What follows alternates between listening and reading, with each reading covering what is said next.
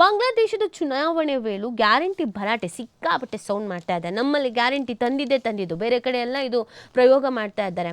ಇಲ್ಲಿ ಕಾಂಗ್ರೆಸ್ ಸರ್ಕಾರ ಹೆಂಗ್ ಅಧಿಕಾರಕ್ಕೆ ಬಂತು ಅಂತ ನೀವು ಯಾರನ್ನಾದ್ರೂ ಕೇಳಿದ್ರೆ ಹೇಳದೆ ಗ್ಯಾರಂಟಿ ಯೋಜನೆಯಿಂದ ಅಂತಾನೆ ಹೇಳೋದು. ಗ್ಯಾರಂಟಿ ಯೋಜನೆ ಜನರಿಗೆ ರೀಚ್ ಆಯ್ತು, ಜನರಿಗೆ ಕನೆಕ್ಟ್ ಆಯ್ತು ಅಂತ. ಸೊ ಇದೀಗ ಚುನಾವಣೆ ವೇಳೆ ಮತದಾರರನ್ನ ಸೆಳೆಯುವುದಕ್ಕೆ ಕರ್ನಾಟಕ ಸೇರಿದಂತೆ ದೇಶದ ಹಲವು ರಾಜ್ಯಗಳು ಪ್ರಯೋಗಿಸಿ ಯಶಸ್ವಿಯಾಗಿರುವ ಭರಪೂರ ಗ್ಯಾರಂಟಿ ಯೋಜನೆಗಳಿಗೆ ಇದೀಗ ಬಾಂಗ್ಲಾದೇಶವೂ ಕೂಡ ಮೊರೆ ಹೋಗಿದೆ.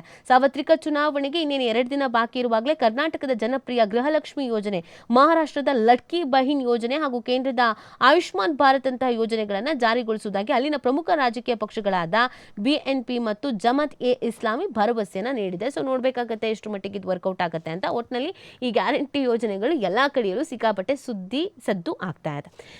ಬಾಂಗ್ಲಾದೇಶದ ಚುನಾವಣೆ ವೇಳೆ ಗ್ಯಾರಂಟಿ ಭರಾಟೆ ಸಿಕ್ಕಾಪಟ್ಟೆ ಸೌಂಡ್ ಮಾಡ್ತಾ ಇದೆ. ನಮ್ಮಲ್ಲಿ ಗ್ಯಾರಂಟಿ ತಂದಿದ್ದು, ಬೇರೆ ಕಡೆ ಎಲ್ಲ ಇದು ಪ್ರಯೋಗ ಮಾಡ್ತಾ ಇದ್ದಾರೆ.